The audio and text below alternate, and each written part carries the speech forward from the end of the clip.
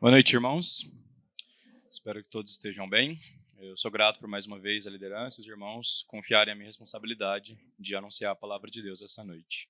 Eu gosto sempre de enfatizar como é proveitoso esse momento em que a gente se reúne em torno do texto para ler, meditar e aprender o que Deus tem para nós. Se você gosta de ler livros, ler histórias ou assistir filmes, ou séries com boas histórias, você já deve ter se deparado com a seguinte situação. Talvez algum parágrafo ou alguma cena lá no comecinho da história que você leu, assim, você viu, você não deu muita atenção, você não achou que tinha muito significado. Mas depois de mais para frente, lá na narrativa, conforme os eventos vão se desenrolando, você volta naquela passagem do início e agora ela tem todo um sentido maior, mais profundo. É só olhando para esse trecho do início que a gente consegue entender o que está acontecendo mais para frente na história. Bom, isso vai acontecer hoje com a gente, aqui no texto que nós vamos meditar, que se encontra lá em Marcos, capítulo 11, dos versículos 27 a 33.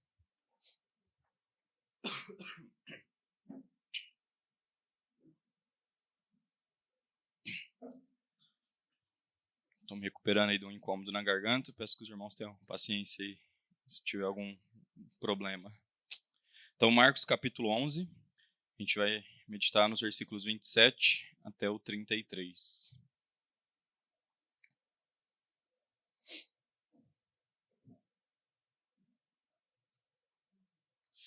Iniciando então pelo versículo 27. E tornaram a Jerusalém, e andando ele pelo templo, os principais sacerdotes e os escribas e os anciãos se aproximaram dele. Então a primeira parte do versículo fala que Jesus e seus discípulos voltaram para Jerusalém. Algumas vezes Marcos dá para a gente esses indicadores geográficos, esses marcadores de localização conforme ele narra os eventos do seu evangelho. Se os irmãos lembrarem lá da última vez que eu preguei aqui na igreja, lá da mulher cananeia em Marcos 7, teve aqueles trechos, aquelas expressões que Jesus foi para os termos de Tiro e Sidom e depois Jesus se retirou, tornou a sair dos termos de Tiro e Sidom. E esses marcadores estavam lá para fazer um recorte, para mostrar ali aquela cena que Marcos ia narrar. Bom, nesse momento aqui, esse indicador ele talvez não seja para fazer um recorte exatamente, mas sim para retomar um contexto anterior da passagem. Como que a gente pode chegar nessa conclusão? Se a gente voltar nas últimas pregações que a gente viu, vamos lembrar que a última vez que Jesus esteve em Jerusalém foi quando ele expulsou os mercadores do templo, certo? Esse era o recheio do sanduíche que o Rafa explicou para a gente nas últimas mensagens. E no final daquele trecho, no verso 19, a gente vê que Jesus saiu para fora da cidade. E então tivemos a pregação passada sobre a figueira. Ou seja, quando Marcos aqui enfatiza, ele começa o versículo falando que eles tornaram a Jerusalém, o intuito dele é amarrar esse texto de hoje não com o da pregação passada, mas com o anterior a ela.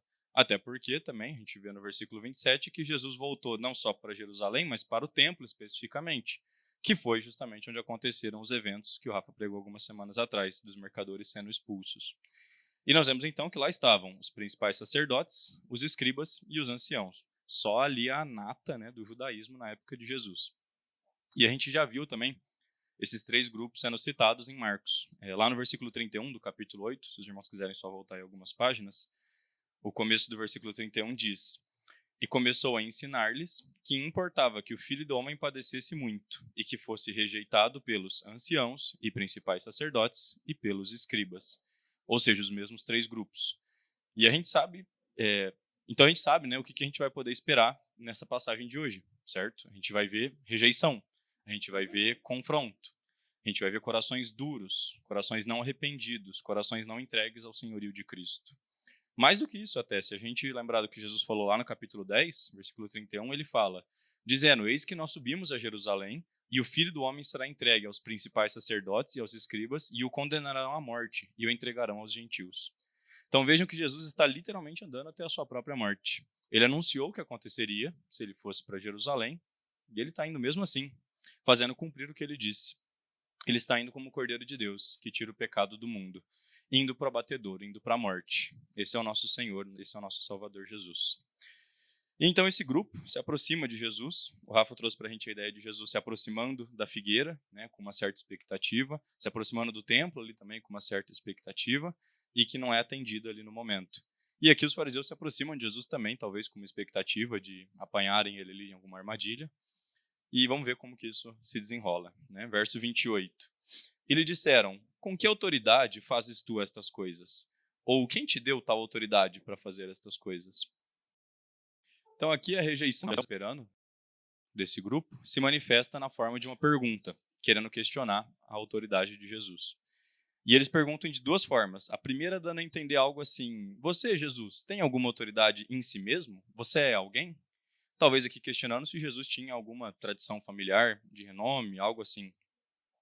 E a segunda forma, deles perguntarem, dando a entender algo como: foi alguém com autoridade que te conferiu essa autoridade? Talvez questionando se Jesus tinha estudado debaixo de algum grande professor ou mestre da época. Em outras palavras, eles estão questionando se Jesus tinha alguma autoridade própria ou alguma autoridade derivada para fazer o que ele estava fazendo. Curiosamente, a resposta para as duas perguntas é sim, mas isso a gente vai ver mais para frente. Então, até as crianças estão aí agora também, né? Estão perguntando assim: Jesus, quem que você acha que você é? Isso que eles estão perguntando, certo? E a gente deve notar aqui uma coisa, que o questionamento em si que os fariseus fazem não é completamente descabido.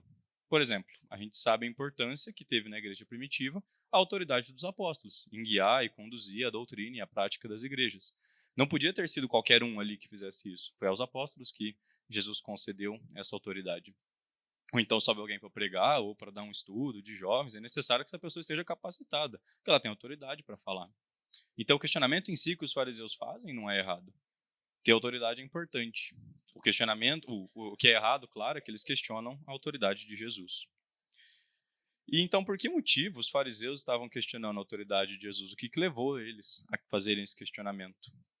Quando o versículo fala: com que autoridade fazes estas coisas? Que coisas são essas que Jesus estava fazendo, que incomodou e perturbou os fariseus e que Jesus precisaria de algum tipo de autoridade para fazer? Conforme eu já indiquei lá no começo da mensagem, com certeza uma das questões é o que Jesus fez no templo, certo? Ao expulsar os comerciantes. Quer dizer, foi um evento bem chocante, bem chamativo. É compreensível até que eles estejam remoendo ainda a questão entre eles. E talvez ainda esteja incluído no questionamento deles o começo do capítulo 11, em que o Natan pregou, em que Jesus é recebido ali na cidade, apesar dos aspectos de humildade, mas com louvores até que messiânicos. Então, estas coisas se referem com certeza ao evento com os comerciantes no templo e talvez até mesmo a entrada de Jesus na cidade da forma como ele foi recebido. De qualquer forma, Jesus reage ao questionamento deles de uma forma muito interessante e talvez até misteriosa. Vamos ver o versículo 29. Mas Jesus, respondendo, disse-lhes: também eu vos perguntarei uma coisa, e respondei-me, e então vos direi com que autoridade faço estas coisas. Ok, essa é diferente. Essa, assim, eu não lembro se aqui na nossa exposição de Marcos, em algum momento, teve um momento em que Jesus reagiu dessa forma. É como se Jesus estivesse propondo aqui um jogo, um enigma, talvez. Devia ter sido interessante assistir a cena, né? Se fosse eu lá, já, na hora que Jesus fala isso, já pega a pipoca, senta ali para assistir, que a discussão vai ser boa. Então aqui Jesus condiciona a resposta dele para a pergunta que os fariseus fizeram, mediante os próprios fariseus responderem uma pergunta dele. Afinal, não são eles que estão questionando a autoridade de Jesus? Bom, se eles se acham no lugar de questionar a autoridade de alguém, eles com certeza vão conseguir responder uma pergunta que essa pessoa faça, né? Então, que isso esteja bem claro. Jesus diz que, caso eles respondam a pergunta dele, ele também vai dar resposta à pergunta que eles fizeram sobre a autoridade dele. Ok? Guardem essa informação.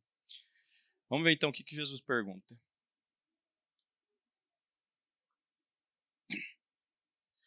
Versículo 30. O batismo de João era do céu ou dos homens? Respondei-me. Esse versículo é o menor do trecho de hoje, mas também é o mais importante. Então a gente vai passar algum tempo examinando ele e, na verdade, vamos voltar para ele no final.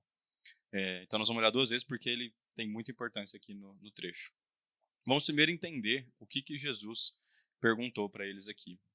Quando ele fala batismo de João, o que a gente tem? Bom, João aqui claramente é João Batista, correto? Aquele que batizava. Agora, João era um profeta. E se formos pensar bem, João era um profeta do Antigo Testamento.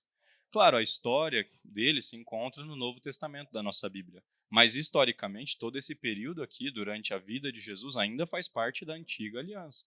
A Nova Aliança não havia ainda sido inaugurada. Cristo veio para inaugurar a Nova Aliança. Então, tanto João Batista como Jesus nasceram debaixo da Antiga Aliança. João Batista foi o último profeta do Antigo Testamento.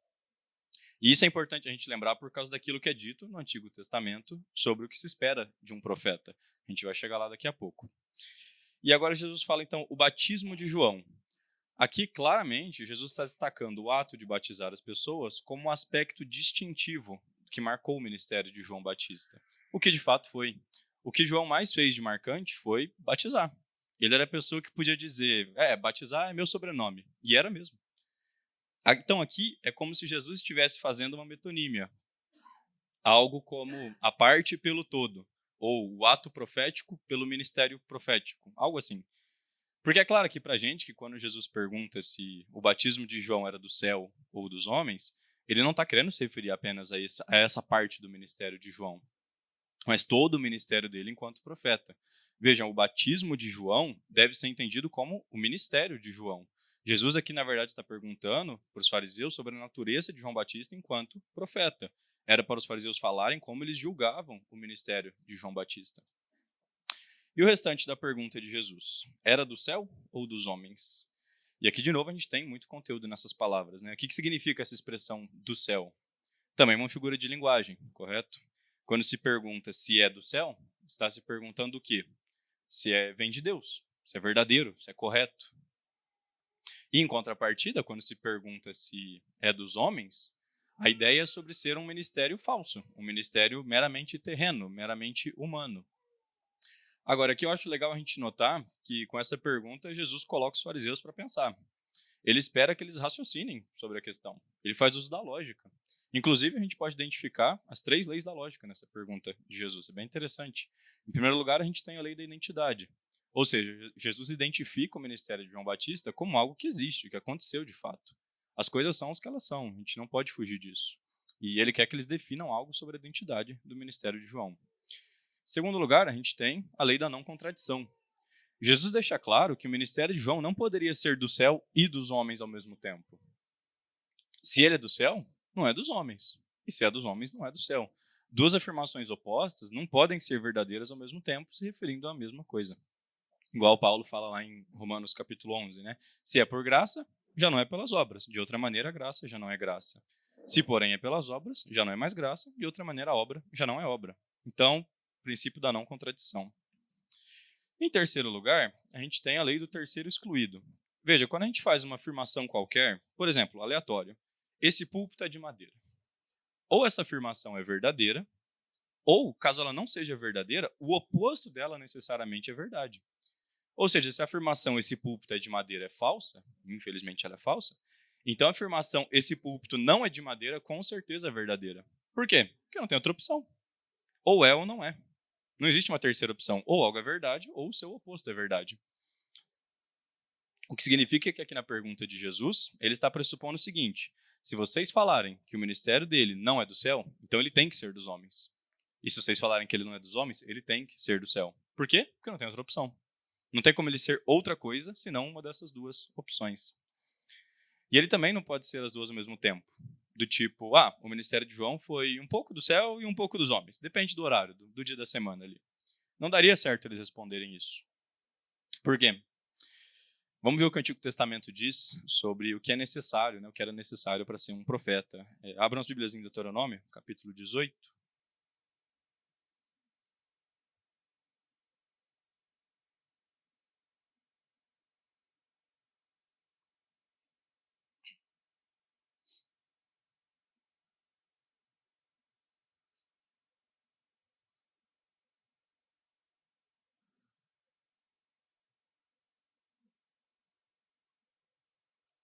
Deuteronômio, capítulo 18, a gente vai ler dos versos 18 até o 22, depois a gente volta lá para Marcos. Eis-lhe suscitarei um profeta no meio de seus irmãos, como tu, e porei as minhas palavras na sua boca, e ele lhes falará tudo o que eu lhe ordenar. E será que qualquer que não ouvir as minhas palavras, que ele falar em meu nome, eu o requererei dele. Porém, o profeta que tiver a presunção de falar alguma palavra em meu nome, que eu não lhe tenha mandado falar, ou o que falar em nome de outros deuses, esse profeta morrerá. E se disseres no teu coração, como conhecerei a palavra que o Senhor não falou? Quando o profeta falar em nome do Senhor e essa palavra não se cumprir, nem suceder assim, esta é a palavra que o Senhor não falou. Com soberba falou aquele profeta, não tenhas temor dele. Então, aqui no Antigo Testamento, o profeta do Senhor, ele sempre fala a verdade. Se ele errasse em algum ponto no que ele falasse enquanto profeta, era para ele ser desconsiderado. Ao passo que se ele fosse de fato do Senhor, o testemunho dele necessariamente deveria ser aceito e obedecido.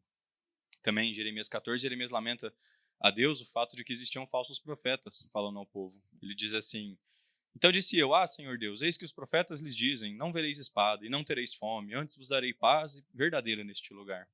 Disse-me o Senhor, os profetas profetizam falsamente no meu nome. Nunca os enviei, nem lhes dei ordem, nem lhes falei. Visão falsa e adivinhação e vaidade, e o engano do seu coração é o que eles vos profetizam. E tem muitos outros textos além desses. O fato é que os judeus tinham uma noção bem clara de que existiriam profetas verdadeiros e falsos profetas. E eles sabiam também como identificar cada um deles. É isso que a pergunta de Jesus também pressupõe. Então é isso que Jesus pergunta para eles. O batismo de João era do céu ou dos homens? E a gente vai prosseguir agora para a tão aguardada resposta dos fariseus, né? E antes de ler os versículos 31 e 32, eu quero só preparar os irmãos, porque o que a gente vai ver aqui em seguida é pesado, assim, né? Os fariseus cometem um crime violento. Não violência física, não algo envolvendo sangue, nada disso. É um crime intelectual, é uma agressão contra a razão. Vamos ver o raciocínio deles nos versos 31 e 32. E eles arrazoavam entre si, dizendo: se dissermos do céu, ele nos dirá, então por que o não crestes? Se, porém, dissermos dos homens, tememos o povo, porque todos sustentavam que João verdadeiramente era profeta. Agora, a gente vai analisar daqui a pouco o conteúdo aqui do que eles pensaram, mas vamos primeiro entender de que maneira eles reagem ao questionamento de Jesus. Qual que seria o método correto de averiguar a questão que Jesus fez e chegar na resposta correta? Bom, eles deviam olhar as evidências que eles tinham à disposição deles, analisar aquilo que João fez, comparar com a palavra de Deus, pensar sobre isso. É a reação de uma mente que pensa, que raciocina. Essa é a atitude de quem busca a verdade. E é assim que nós devemos agir, quando confrontados com uma dúvida, com uma questão. Mas aqui eles não fazem nada disso. Veja, eles pulam essa parte e vão direto para um pensamento envolvendo as consequências de cada uma das respostas. Eles não estão preocupados com a verdade. Eles não estão preocupados em dar uma resposta certa para o que Jesus perguntou. Não, o que preocupa eles é quais vão ser as consequências para eles se eles responderem de uma forma ou de outra. E na medida em que eles não estão preocupados em descobrir a verdade, eles se tornam mentirosos. Olhem para o texto, vejam se aqui não está descrito aquela coisa assim que a criança faz quando é pega fazendo coisa errada. Bom, se eu falar que fui eu, pode acontecer isso, mas aí se eu falar que foi meu irmão, talvez eu me livre, mas aí se eu for pego vai ser pior ainda. É aquela coisa do qual que é a melhor história que eu posso contar para sair dessa. E essa mentalidade aqui dos fariseus é a mentalidade de um mentiroso, que para responder uma questão começa a calcular qual a resposta que vai gerar o melhor resultado para si mesmo, sem nenhuma preocupação com quão verdadeira vai ser essa resposta. Irmãos, que não sejamos como os fariseus aqui nesse texto, que nós não tenhamos medo de certas verdades que o nosso mundo sensível, pós-moderno, progressista rejeita. Nós, como cristãos, devemos nos importar com todas as verdades, especialmente com as verdades em relação a Deus. Agora vamos analisar quais foram então esses raciocínios que eles fizeram. Por um lado, eles pensaram que se eles falassem que era dos céus, Jesus questionaria por que então que eles não criam. E de fato, acredito que estavam 100% corretos. Me parece que seria exatamente isso que Jesus perguntaria a eles. Afinal, se um profeta é de Deus, ele é um verdadeiro profeta, eles, pela lei do Antigo Testamento, que eles tanto diziam prezar, estavam obrigados a crerem e a aceitar o ministério desse profeta.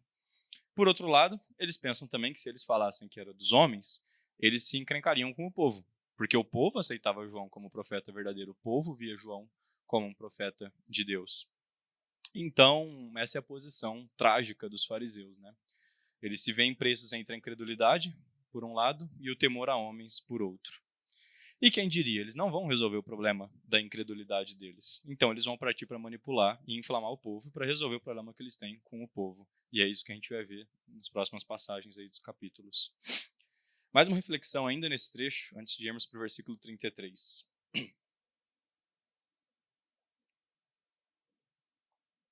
O que esses versos nos mostram é que você talvez tenha um raciocínio correto sobre certas questões, mas a sua atitude, a sua disposição em relação a essas questões pode estar errada.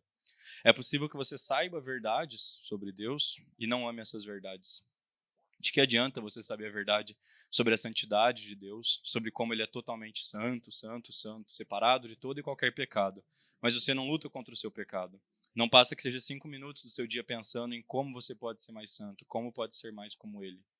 De que adianta você saber a verdade sobre modéstia, sobre como Deus espera que nós nos vistamos e nos portemos de maneira modesta, se você se veste de forma a exibir seu corpo, se veste de forma sensual, se você deixa o seu corpo à mostra nas mídias sociais.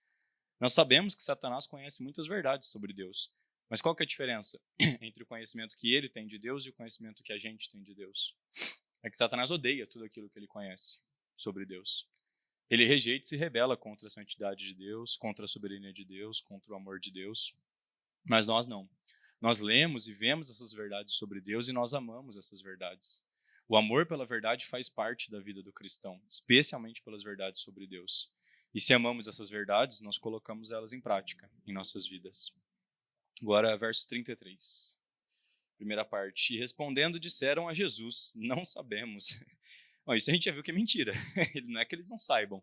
Eles nem chegaram na parte de saber ou não saber. Eles não ficaram confusos com a pergunta que Jesus fez.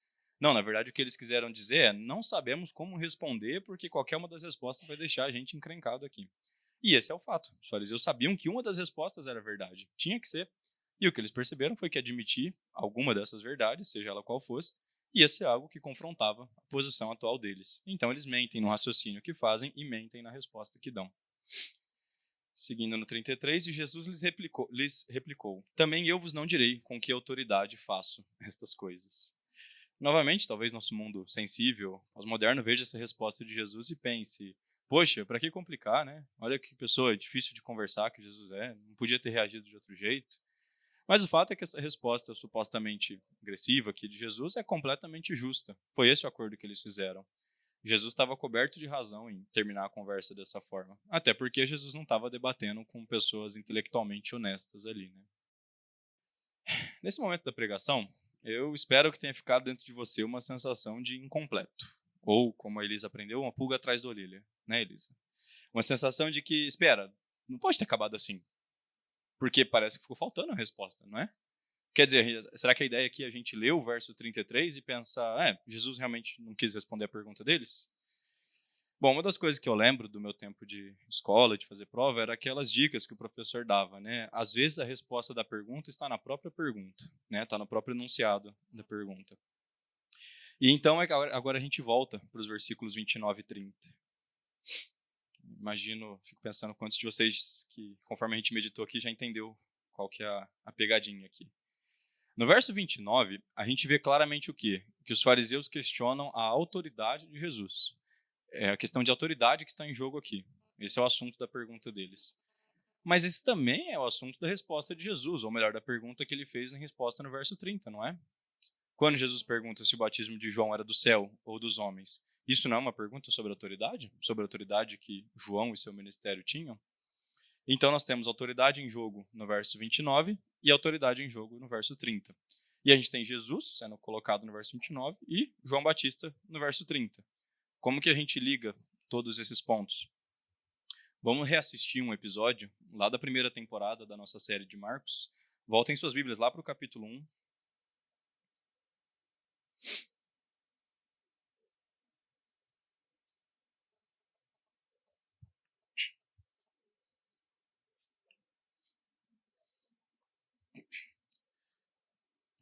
Marcos capítulo 1, algumas folhas para trás, a partir do versículo 7, diz assim sobre João Batista. E pregava, dizendo, após mim vem aquele que é mais forte do que eu, do qual não sou digno de, abaixando-me, desatar a correia das suas sandálias. Eu, em verdade, tenho-vos batizado com água, ele, porém, vos batizará com o Espírito Santo. E aconteceu, naqueles dias, que Jesus, tendo ido de Nazaré da Galileia, foi batizado por João no Jordão. E logo que saiu da água, viu os céus abertos, e o Espírito, que como pomba descia sobre ele. E ouviu-se uma voz dos céus que dizia, Tu és o meu Filho amado, em quem me comprazo. Essa é a autoridade que Jesus tem. É com essa autoridade que Jesus fez aquelas coisas que os fariseus questionaram. Jesus, no momento em que é batizado por João Batista, tem o céu se abrindo sobre ele. Ele recebe uma afirmação, uma aprovação do próprio Deus. Tu és o meu Filho amado, em quem me comprazo.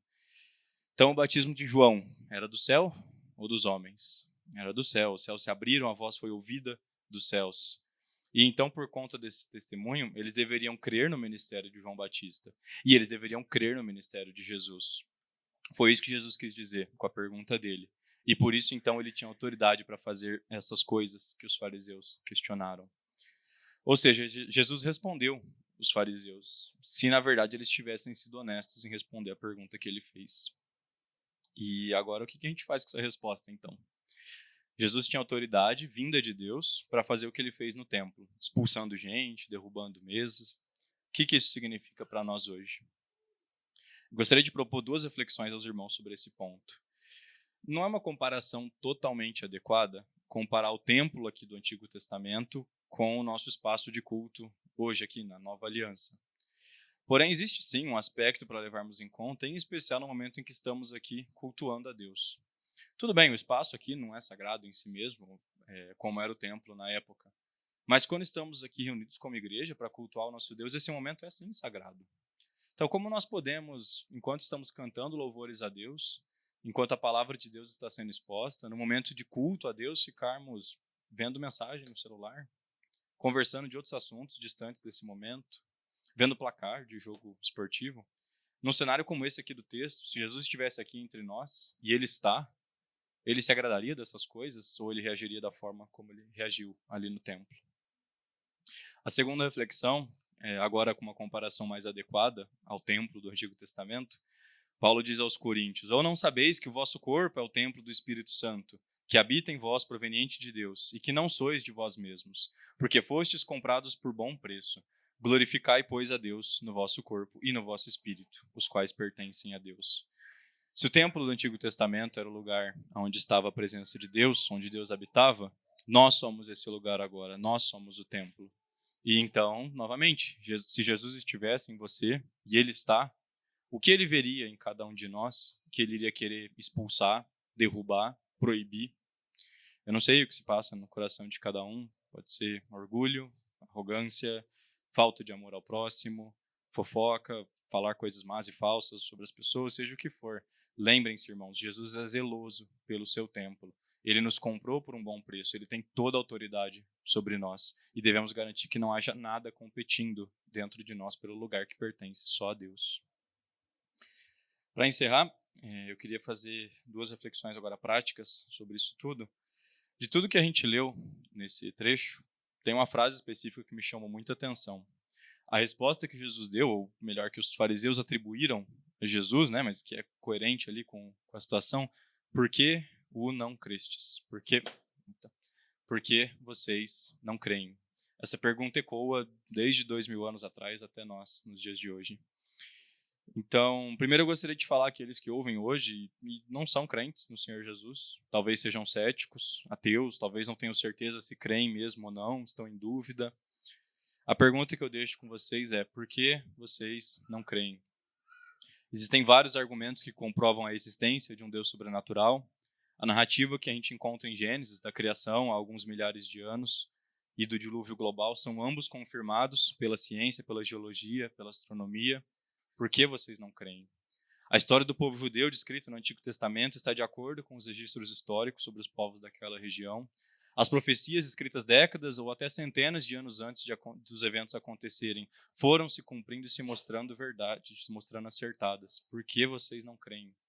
Os eventos pertinentes ao nascimento de Jesus, a vida dele aqui na Terra e sua morte, e até a ressurreição, são todos embasados por documentos, registros e estudos sobre a história. Realmente, Jesus nasceu em Belém de Judá.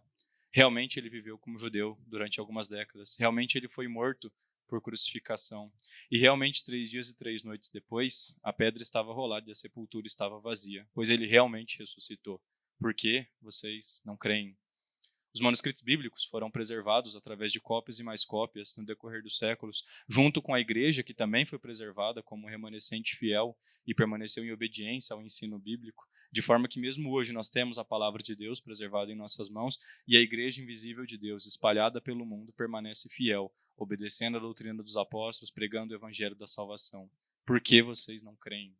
Creiam no Senhor Jesus Cristo, sejam salvos. Agora, para aqueles de nós que somos salvos, cremos em Cristo, mas por vezes falhamos em nossa fé.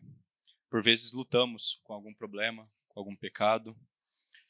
Quando alguma preocupação toma conta do seu coração, quando você está sofrendo repetidamente, passando por uma doença, um problema de saúde, passando por desemprego e dificuldade no sustento, você começa a questionar se Deus está do seu lado, você tem dúvida se Deus está no controle, você começa a viver em ansiedade. Mas aí a gente vai para as palavras de Jesus. Não andeis ansiosos quanto à vossa vida. Não é a vida mais do que o mantimento e o corpo mais do que o vestuário? Qual de vós poderá, com todos os seus cuidados, acrescentar um côvado à sua estatura? Não andeis, pois, inquietos, dizendo que comeremos, ou que beberemos, ou com que nos vestiremos. De certo, vosso Pai Celestial bem sabe que necessitais de todas estas coisas. Não vos inquieteis, pois, pelo dia de amanhã, porque o dia de amanhã cuidará de si mesmo. Por que vocês não creem? Mas eu realmente estou preocupado, eu estou muito ansioso. Lance sobre ele toda a vossa ansiedade, porque ele tem cuidado de vós. Por que vocês não creem? Quando você tem medo de ter filhos por causa do jeito que o mundo está, por causa da economia, vai exigir muito, vai exigir sacrifícios. Eis que os filhos são a herança do Senhor, e o fruto do ventre o seu galardão. Por que vocês não creem? Irmãos, em tudo que for, tempos fáceis ou tempos difíceis, alegrias, tristezas, Cristo está em nós, Cristo está a nosso favor. Nós podemos descansar e confiar em um Deus soberano que está no controle de todas as coisas e que faz tudo para o nosso bem. Amém?